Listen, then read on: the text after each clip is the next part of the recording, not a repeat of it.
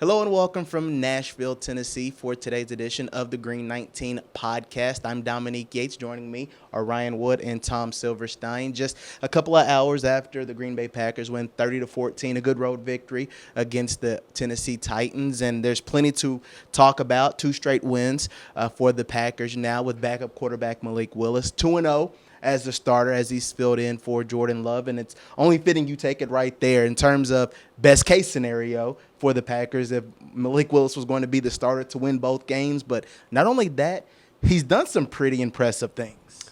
It's very impressive what he's been able to do, and you know it's impressive because Matt LaFleur's just gushing about it.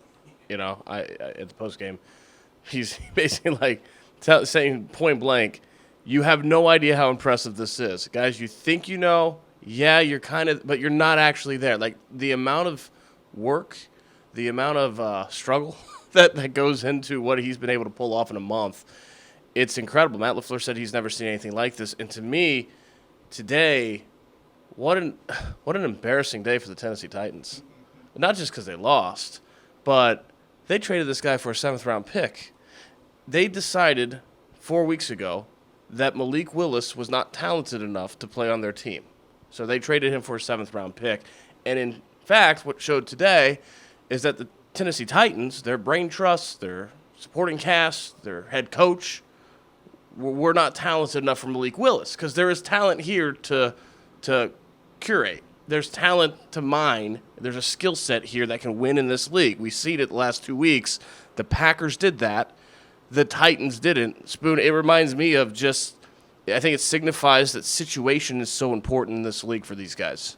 You know, who knows how Will Levis looks if he's not in Tennessee right now, but he looks like a bum because he's getting sacked 8 times. He's having to do everything, put it all on his shoulders. He's making bad decisions because he's in a terrible situation. Malik Willis is out of a terrible situation and is now looking like a talented guy. He's at minimum a backup quarterback that could win in this league. Yeah, well, if you put a lot of talent around a guy, a 3rd-round pick, you know, your chances of being successful are a lot better than if you put him on a crappy team and he's got to fend for himself. He still is a work in progress. You know, they've got it down to where they can do some things with him that are, really effective. And you could see he can throw the ball. He's got the arm. You know, it's just and I'm not sure why Tennessee didn't do it, but maybe because it's not their character. But like if he was going up against Minnesota next week and Brian Flores, you know, they'd be bringing the house, and it could be a whole different situation for Malik Willis. But for what they needed him for these 2 games, they took a lot of pressure off him with the talent around him. They let him get the ball to Jaden Reed. Their offensive line played their butts off for 2 straight weeks. And it worked. It worked. They did a good job preparing him, and then he did it. He played. Most importantly, he didn't turn the ball over. So, it is a credit to him. And it's also a credit to the talent they were able to put around him. One of the points I made with Pete Doherty is that Matt LaFleur is definitely earning his paycheck. And the way that these guys are winning in different ways, like Spoon mentioned, the offensive line has stepped up. You saw Emmanuel Wilson get his first career touchdown. Obviously, Josh Jacobs is Josh Jacobs. Wide receivers have stepped up. This is a very versatile offense, and these past couple of weeks without Jordan Love, it's definitely been on full display. You know, what stood out to me today is how different the game plan was from a week ago. The training wheels were off today. I'm not saying this wasn't like it was Jordan Love, the same game plan. I'm not saying that. But it was certainly not what it was a week ago. It was not this safety net of you have to run it 53 times and you, by goodness, don't have the backup quarterback have to do anything other than throw the ball 5 yards. Like, that's not what we saw today. And it started with that initial 3rd and 6 on the opening drive where they're on the fringe of field goal range. And I'm sitting next to Pete Doherty in the press box. We're talking like, what do you do here? Just kind of run? And like, I'm thinking like, yeah, any points here are good. Like, it's the opening drive. 3 points, you take it. And they chucked the ball 30 yards downfield. And I'm like, whoa. You know, like, and what happened on the play is that Malik Willis, it was a can call. Matt LaFleur wasn't just going to throw his backup quarterback into the deep end. Let's see if he sinks or swims. Like, he called a quick route to just get the first down, Malik Willis saw it.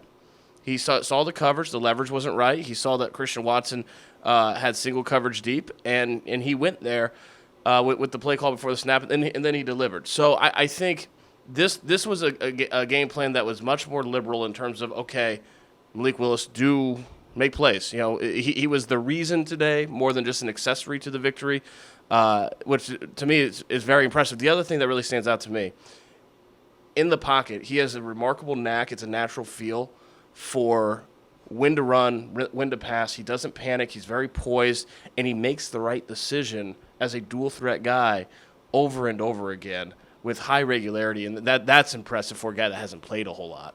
And people would ask the question, why didn't you see that in Tennessee? But that's not fair. Like you said, he was a rookie. 3 starts, he was thrown into the fire. So he is very confident. And also impressed with he's very stoic. Like, he's very poised. He doesn't get too rattled by really anything, including the media when we ask him questions. So just overall, like I said, a strong performance. But as far as with this offense, obviously we've talked positively about them. Some things that we do need to watch. There's been a lot of penalties over these past couple of weeks too, Spoon. So just what have been your impressions and your takeaways? But no question about it, it's something that down the road it could come back to bite them. Yeah, penalties are never good. And, Rasheed Walker had his 4th holding call. He's got to clean that up. I talked to him about it last week, and he wasn't making too big of a deal about it, but I think he might have to make a big deal about it. Something's going on. Well, also, and he's targeted now because he's committed 3 penalties. Now they're looking, and coaches are saying, hey, keep an eye on him, and players are saying, hey, keep an eye on him, and they're, doing whatever it is they can do to draw penalties. So he's got to climb out of that hole. Just some dumb penalties. Preston Smith had a really bad one that cost him a touchdown. They're still lining up. Illegal formation on punts is inexcusable. There's just a lot of sloppy play. That stuff won't fly when they start getting into some of these games where, particularly against the Vikings, and then they got the Lions. They got some good teams coming up. I think one thing I'll add about Willis, I didn't know he was as good a scrambler as he is. I would have thought the Titans would have had something there to better deal with that. But they were worried about the Packers' run game, and that run game is first and foremost now because they've established it, and that's a good thing for them. The thing, also, last thing about Willis, I still need to see him go through progressions. I think I see him, and he takes off pretty quickly. Now it turned out pretty well, and he can get free. Ultimately, if he's going to play in this league, he's going to have to go through 2-3 progressions before he gets rid of the ball. So, but I think for the 2 weeks, they got what they needed out of him. You know what I don't understand? I'm curious what you think of this. It was almost like the Titans didn't have the game plan, the scouting report, for Malik Willis, which makes no sense because, on one hand, maybe they didn't because they traded him for a 7th-round pick. But on the other hand, you would think that the Titans, of all the this is a guy that they've seen one game of in the last 3 years. It was last week, and you barely saw him because they ran it 53 times. You would think the one opponent out there that would be able to handle that and have a scouting report would be the team that he was just on a month ago, and they look like a defense that just met the guy. They didn't know how to actually defend this guy. I say it in jest. Maybe it has something to do with, they didn't have the scouting report because they traded him for a 7th-round pick and they didn't see what was there. But that surprised me. Yeah, that does stand out. And it was, I guess, especially when you look at this game with the way Levis played compared to Willis, it's fair to ask, did the Titans trade the wrong guy? It's fair to ask that, but I think at the end of the day, it's, a win-win for Malik Willis. I'm sure he's not upset at all of the situation that he's in right now with the Packers. it's only fitting now we talk about the defense. I mean, what a performance outside of what maybe that first series where the Titans pretty much marched down the field and scored. You mentioned the Preston Smith offsides, and they scored, 2 plays later. It's pretty lights out, a very dominant performance. The pass rush was there, 8 sacks, turnovers, a defensive unit that stood up to the challenge. We talked about it on the podcast this past week. They had to get a pass rush, and it was there, and again, a really strong, dominant performance by that defense, Spoon. Yeah, dominant performance in the fourth quarter. They finished the game, and I think that's part of the Hafley defense is they're going to keep coming at you with 4 rushers. They're going to let those guys be very aggressive. They're going to try to wear you down. And, you start getting into the clutch moments when a team has to throw, and that's when those guys should be, turned loose. And they've been working stuff all game long. They're trying to get upfield. And I think that's where they got in that situation where once it was 27-7, it's like, well, the Titans they can't run the ball. They've got to pass. And then it was like, look out. Yeah. And the thing is, they got a lot of pressure without blitzing, and I think that is the philosophy of Hafley. Try to get it with 4 so you can drop 7 and make all these gray areas for the quarterback. And that makes a guy like Levis hold on to the ball for just a click longer, just enough to get the guys so that they can get him for a sack. But, when you throw a pick 6, that was all Jair Alexander. That was just a great play. Then all of a sudden you start thinking about, I got to watch that. And it just kind of snowballed. And their offensive line was just terrible. It was really bad in the end, Yeah. Same for you, Ryan. Just what did you make of the defense? I mean, you guys have watched them from Brazil to last week to now. Just your thoughts on just the progression and, again, what was on display on this Sunday in Nashville. Well, it was the first time this season they've been able to actually pass rush, and you saw the talent and the depth. I mean, it's not just what they have 8 sacks, but what was it, 7 different defenders had at least a hat. That's incredible. That's incredible depth. I mean, you just don't see that. So, that first drive, there was no pass rush, and I'm thinking, okay, we haven't seen it in 2 weeks. We're supposed to see it today, and then there's none. Like, is there a problem? No. There's no problem there. They are as advertised. They're very talented, very deep. As Matt LaFleur said, they just roll in waves. That's rare to be able to do that as a defense. To me, though, the back end, I mean, it continues to be opportunistic. 7 picks in 3 games. 7 picks all last season. That's incredible. They enter the week 3, leading the league with 5 interceptions. Add 2 more today. And I wrote last week about how it's not a fluke. And I think this is going to continue because the whole premise of their defense is vision, being able to actually see, which sounds like it should be the premise of every defense. But as Xavier McKinney told me last week, not every player can be a vision player. Like, a lot of players have to be strapped with all these rules, and you have to be almost robotic to a point of, like, you have to be here. You can't just, like, see the field and react. But that's how they play. You look at the Jair Alexander pick 6, that's the definition of a vision play. The guy didn't move one step until the throw. From snap to throw, he didn't move. He's just watching the entire time. And as soon as he sees where the throw is, that's why he's able to make that break, because he sees it. And then it's the easiest interception you could ever have. He obviously finishes the catch. All these picks are vision plays. They are seeing the play develop in front of him and reacting to that in a way that we just didn't see from the secondary a year ago. That's true. Huge difference. That's true. You mentioned that Jair when, like I said, he read it like a book. He said, and he even mentioned, he said Levis looked. He saw him look straight at his guy. He knew it was going to Hopkins. He jumped right in front of it, and he took it to the house. But then I did want to talk a little bit more about Xavier McKinney in terms of just a huge addition that was added to this group. We've talked to him, a guy that's just not only confident in his game, and he's backing it up each and every week. 3 straight games with interceptions. Again, he's a guy that's become a great leader as well for this defensive group, not just the secondary, but as a whole. Yeah, he's a veteran presence back there. And, it's hard to say how much a deep center fielder means to a defense, particularly one that plays the cover three that Halfley likes, where you've got your corners who can play press or they can go back. It's sort of a zone. But that guy is alone in the middle, and he's got to go back and forth, and he's got to be able to read the play.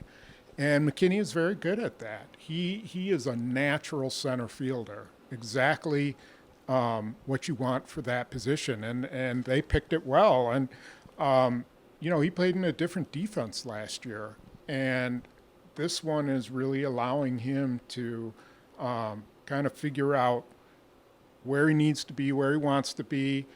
He doesn't have to be in the box all that often, but on passing downs, he's being aggressive, and he's going after routes that he thinks he can take. And he's not having to cover guys man to man. He's basically saying, all right, I'll honor this route or that route, but once that ball's in the air, I'm going to it.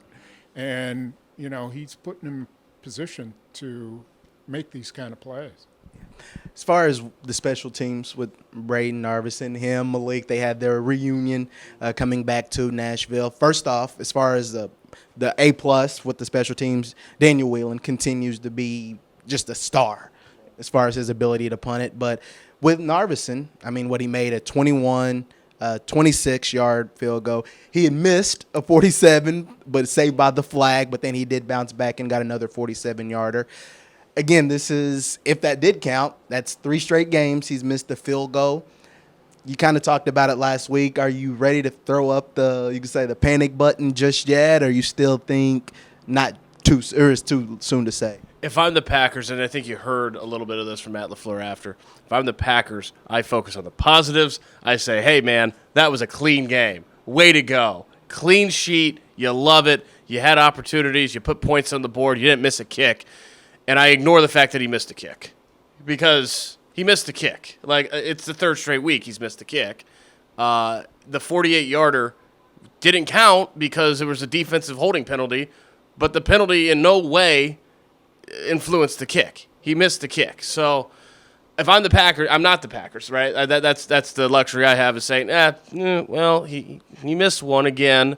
I'm sure they're going to be positive. He's a talented guy. They're obviously going to be patient with him. They made it clear. But at some point, you just got to stop missing kicks every week. It just has to happen. What are your takeaways on that? Yeah, well, he's got a lot of attempts. So how many field goals did he hit today? 3? 3. So he's 9 of 11. So he's taken quite a few attempts for 3 games. Probably a good thing. And, missing 3 is not ideal, but only 2 of them count, like you said. I think I agree. I think they erase it, hey, you're 9 for 11, let's move on. And from that standpoint, keep waiting. And then, if he misses, too many 40-yarders, then you start thinking about what you're going to do. Whether there's another option out there, they got the guy on the practice squad. But right now, I wouldn't panic with him. I think this is a guy you're going to have at least a half season and maybe more of, okay, let's give him a chance, and then see where you're at. As far as with this team moving forward, again, they're 2-1.